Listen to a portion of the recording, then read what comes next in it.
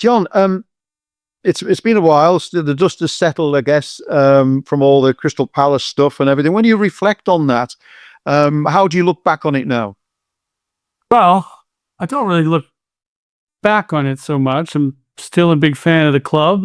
I love where they are in the table. We had a close one this week, game we should have picked up. So I'd say it's fair to say I haven't really disengaged.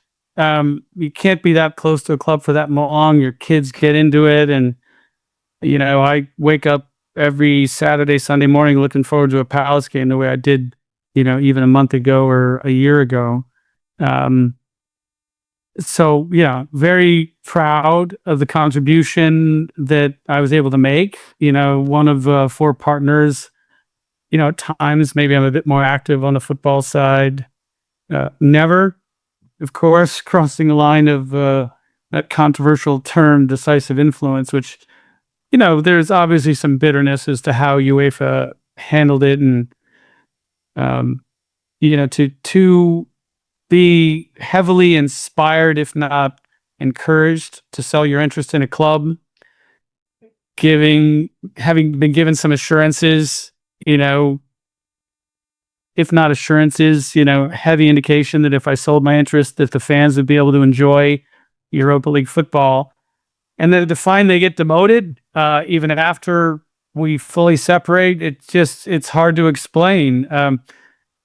It's hard to explain the feelings I have selling out of a club for that reason, only to see them get demoted nonetheless. But from a practical and legal precedent standpoint, I really don't know what UEFA was trying to achieve if total separation from a club well in advance of the draw isn't enough. I don't know what is, but that said, they are playing in European ball right now. They have a chance to win this tournament. If they win this tournament, they have a chance to get back to Europa League proper for multiple seasons. I think you see the way they play against some of the best teams in the Premier League, so I think they have a really good chance of winning this event. It's football, but I'm just hoping that they carry it out, finish the mission, and keep playing as well as they've been playing. A lot of criticism came your way over it all. Do you think that's fair? Everything's fair in football, right? I mean, it's you never know where the criticism stops and the appreciation begins. Football is like life. We have a very vocal minority. I took heavy criticism, famous banner, Textor, "We don't trust you," very early when I was very passive, behind the scenes, helping. Obviously my capital came in and paid off COVID debt. That debt was largely debt to shareholders. So, more than half of the money I put in went into the coffers of the other shareholders. Some of it did remain in the club, allowed us to complete the academy, reduce the average age of the squad. I think at the time it was probably 29 years of age. We brought it down to like 26. I worked very actively with Dougie Freedman. Became very close to him, probably my best friend in football in terms of just level of trust and how we work together. He helped me put together our football network, scouting, sporting, technical, otherwise, across Eagle football. So great collaboration with him. I do feel like I was part of a reset of ambition. I don't think it was a highly ambitious club before I showed up. And I think the energy I brought to the board, I think the energy response from the other directors, I think the attitude around the club, I think I helped. But the ultras, they didn't trust me from the outset, even before I'd done anything. One of my kids was having a good time getting to know them going to games. So when I saw the banner, I was amazed. I said, "Hey, why don't we go have a beer?" I met him for a beer. We didn't even have lips to the phone, and they started coming at me, telling me they didn't trust me, that I embarrassed the club when I brought Botafogo up to play friendly. I'm still not sure the logic of that one. But I think ultras, they seek attention. They make a lot of noise. I think the fan base I care most about is kind of that anonymous fan that loves the club because their father did, their parents did, And I think the fans of Palace, they're a classy bunch. I don't believe they're represented by the people that held up the banners and went after, Nottingham Forest or went after me. I think it's a classy bunch of fans, and I think they probably appreciate what I did to contribute. A really unfortunate situation, but But I guess when you look at it as well, is you left Palace in a much better position than when you arrived. Is that fair comment? well, wasn't the only one there, right? But certainly Steve and Josh and David, everybody made their contributions. But yeah, I think I helped, of course. I mean, much has been made about the relationship that I had with Oliver, how that happened, and I mean, I was tracking him back at Frankfurt. My father, his family's from Frankfurt. I've been an Eintracht Frankfurt follower for many, many years. And so what he was able to do with a lesser budget than most of his, competition, getting a Europa League title with that club, he came to my house in London, a guy with a lot of energy, talking about winning the ball in their half, the particular way he likes to press. Really remarkable. We have red ants here in Florida. I don't know if they have a problem with them there, but you don't even know they're on your foot, about to light you up, until there are 100 of them on your ankle. And it's like they blow a whistle and they all sting you at one time. And I remember when Oliver was in my kitchen in London and he was describing how he likes to press, where he's not only managing the press on a particular moment of recognition, but he's also managing the vulnerabilities. And if the other team is sharp enough to find that vulnerability, I mean, good luck to them. But it's as if every player knows exactly when to blow that whistle and when to, press to win the ball opportunistically and to have as few touches as possible before Mateta or somebody else ends up having a finishing opportunity. So, I mean, I remember that day like it was yesterday. We were not in for a coach at that particular time, and I tried to get him to Lyon. He didn't speak French. That didn't work out. We ended up getting Pierre Sage. That didn't work out. Look, decisive control, though, I may have had a lot to do with identifying a coach. Dougie Freedman, certainly huge role in convincing him to come to Palace. He worked very hard to do that. And ultimately, Steve had a decision to make, and he made it. And I love watching this team now. I mean, the way they play, it's amazing.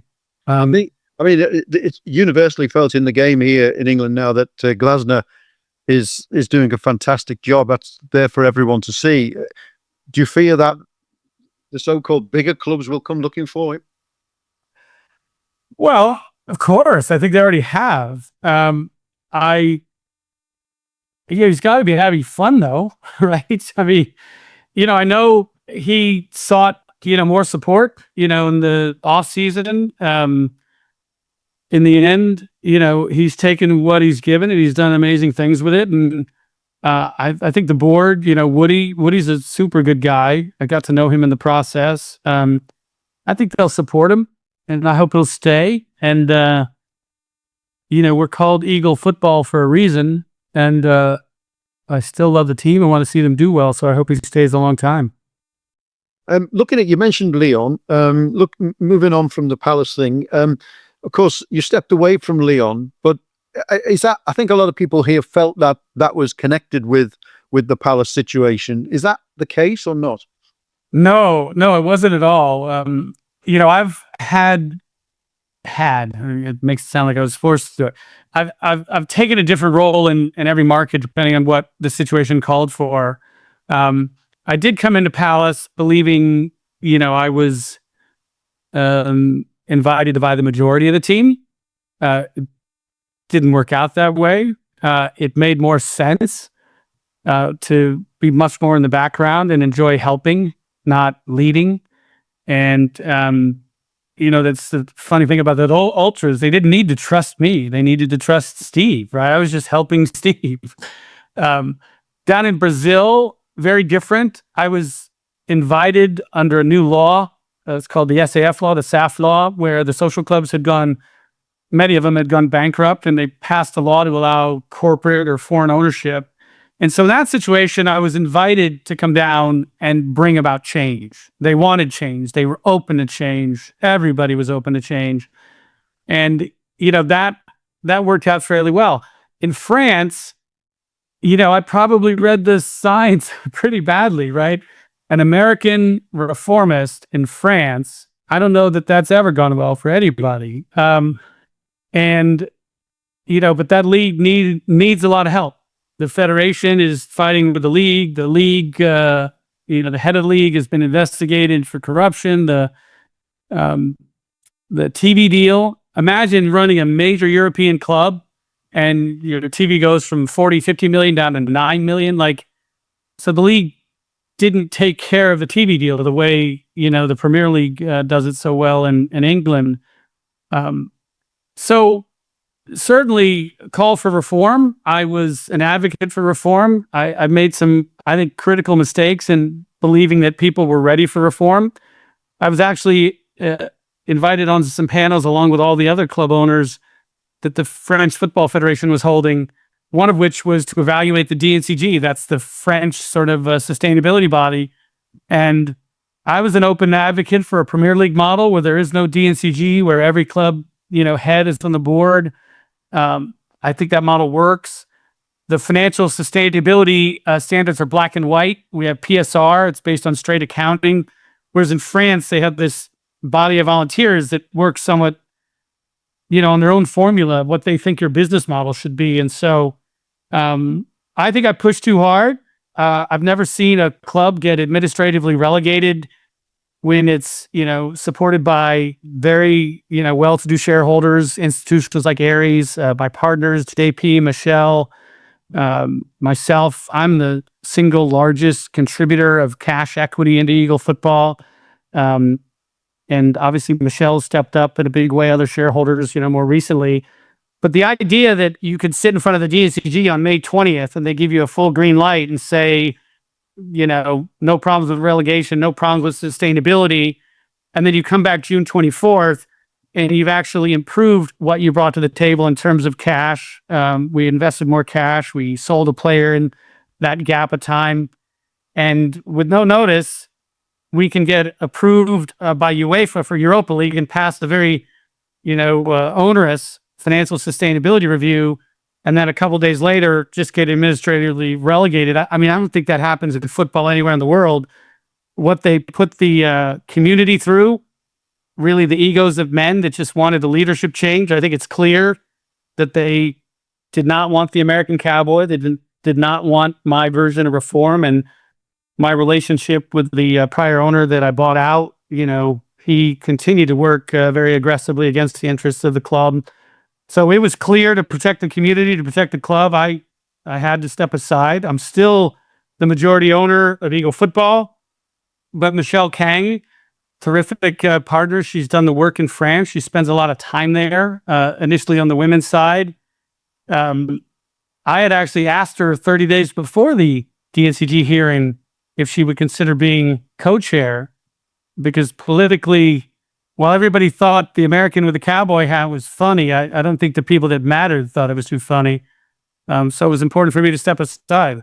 And, good timing. Club's doing well. Football department's doing well. Fraction of the budget. And we're scouting better, recruiting better, and we're playing pretty well. So I'm proud of Lyon as much as I am proud of the time with Palace. And of course, Botafogo, your other side. I think when you walked into that club, it was a very different club to what it is today. I noticed you were getting a bit of criticism from the fans for only being fifth. I think it was. Yeah. It must have been. You must get some pride of bringing such a traditional old club like Botafogo to where it's been in the last year or two. I'm actually checking to see where we are on the table. I think we're probably hanging on to a tie for fourth. Yeah, look, every club that we got involved in was at some level of insolvency. You can't say that about Palace technically because, the partners would have written whatever check they needed to. But Eagle Football, myself personally, and then the company, we stepped into situations where there was extreme financial distress. and a lack of sporting vision. At Olympique Lyon, there were 14 French banks that had all decided not to renew their loans. They were all due within a year. If that doesn't meet the test of insolvency, I don't know what does. There was actually a warning issued by the DACG to the prior owner the weekend we bought the club, that they were in bad shape. So people don't sell you perfect businesses. They don't sell you perfect clubs. That's just never really happened. So, we've stepped into financial turmoil in each case, and we've been able to get good sporting results. In Brazil, we were second division. The year I came in, they had just been promoted before me, but they had no staff. They only had 3 players that had ever played in the first division. And we had 4 weeks. We bought it March 11th, 2022, and the season began mid-April. It's amazing we survived relegation that first year. I think we finished around 11th or 12th. 2023, horrible year. We should have won the title very quickly. We collapsed at the end of the year. But the next year, stuck with it. Fan protests, really, really hard fan protests down there. I don't mean to mock my friends in Europe or England, but if you think you guys are tough, just go to Brazil. Our team, we fought through that. We won Brazil. We won Copa Libertadores, the South American Championship. We took a red card in 36 seconds in. We had to play 10 against 11. Great game to watch if you've ever wanted to see an incredible game. And great opportunity, the Club World Cup for all of Brazil. Beating PSG was, surviving PSG is probably a better way to say that, but we did that quite well. And no, I didn't think we were going to win the Ballon d'Or, but to be nominated among the top 5 clubs in the world at the Ballon d'Or a couple weeks ago, it was just amazing. So I think we've done a good job from relegation to Europa League in France, maybe the best here in 120 years down in Brazil. Historic cup run at Crystal Palace, which, we were happy to have contributed to. I'm probably that FA Cup, given the conflict with Olympique Lyonnais, ended up being a great thing for the history of the club, but not great for Eagle football in terms of our relationship, going forward. But, we're proud of our contribution, and now we have to think about what's next. That leads me very nicely onto what's next. Is England a place, a location that you want to come back to when you want to look at a football club here to add to the portfolio? Is I guess Sheffield Wednesday is the name that everybody is sitting waiting to know whether or not you're seriously interested in that club? Yeah, well, let me answer the first part of your question first, if you don't mind.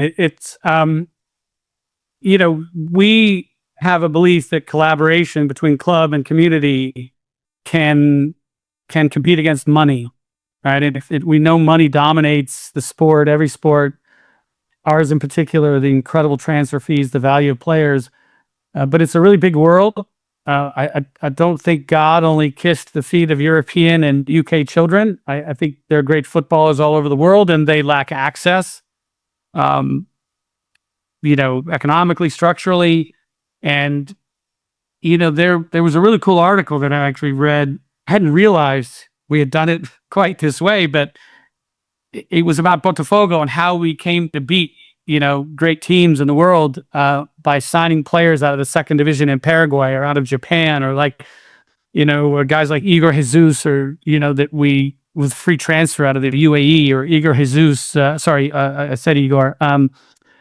Lucas Perry was a Crystal Palace player before he went back to Brazil and became one of the best keepers in Europe, I think. So, with Dougie's help in particular, putting together this group on the football side, collaboration between our clubs is why we're having such great sporting success. But if you don't have a UK partner, then you can't really offer those pathways to players. We like to say also that water flows where it must. And the fact is, the best players around the world want to get to the best league in the world.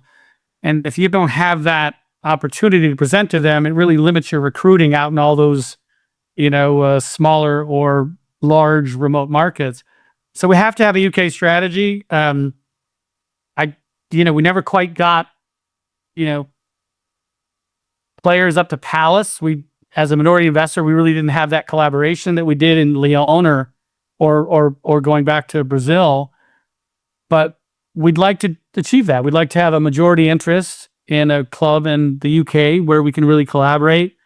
And whether that's the second division, where I think we have athletes come and out of our pockets, I would enjoy a promotion battle. I think we could handle that.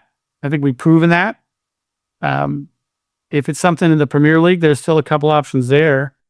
If you want me to address Sheffield Wednesday, I'd be happy to. I do get a lot of letters from the fans. I think I said some very complimentary things about the great traditional clubs of England. My grandfather was English, and he would take me to games. Literally, my first games are places like Leyton Orient and Stockport County. And he didn't so much take me to games because the overlap with him was very brief, but the discussions of games and the games we would watch, and that was cool. But specifically with respect to Wednesday, it's I hate to say anything controversial to the fans, but the owner, at least in my experience with him, has been very open to ideas. I've had a little bit of interaction, some direct. I know he's very concerned about the club. I know it may not look like it. What changes he's had in his life that have led to this separation between, his future and the club's future. I don't want to comment on that. I will say that, more recently I've been pleased by their open-mindedness to talk about ideas. I would say it's just really complicated. Wednesday is one of the clubs that we're looking at. It's not that I wouldn't love to come in tomorrow, but they're in a very difficult situation. There's a lot to figure out with the owner. There is a lot to figure out with the league itself. And there's not a lot of time to figure it out. I think, gosh, it probably seems like half to 2/3 of that squad is under the age of 21. And, by the time we can even get in and address things, if we were to reach a deal with the club, certainly I hope it's not too late. I think they're fighting hard. The fans are supporting the squad, if not the owner necessarily. And everybody's just rooting for it to work out. But I think it's been a bit overstated, the extent to which we are involved in that situation. We're one of, I think, 3 or 4 groups that are getting an appropriate amount of open-mindedness from the owner. Okay, and as far as the UK, you talked about a collaboration. There's been suggestions you've got some sort of collaboration with Nottingham Forest and with Marinakis. Is there anything in that you can tell us? Or well, yeah, I think far too much is probably made of that. I mean, it's a relationship forged in Brazil. I mean, he was in Brazil, believing in players in that market, actively recruiting them across all of his clubs. He has Rio Ave in Portugal. Olympiacos, of course, and you can see the high sort of reliance on Brazilian talent at Nottingham Forest as well. So I would say he's probably the most active European owner that I've seen down in Brazil. And when you're a club like ours, which is from the ashes back to the pinnacle in 3 years, South American champion, there are a whole lot of reasons we'd be collaborating. I was extremely saddened to see his treatment at Crystal Palace. As I said before, it's a really classy bunch of fans. I know this to be true. These are fans that support their club through thick and thin, come to the ballpark with a great attitude. And, for the ultras to go so hard at Nottingham Forest, there's a whole lot of finger pointing that should have been owners of Crystal Palace looking themselves in the mirror, pointing at ourselves, all of us. If Nottingham Forest wrote a letter inquiring as to the rules and the protocol and making sure that their club's interests are represented, I think every club would have done that.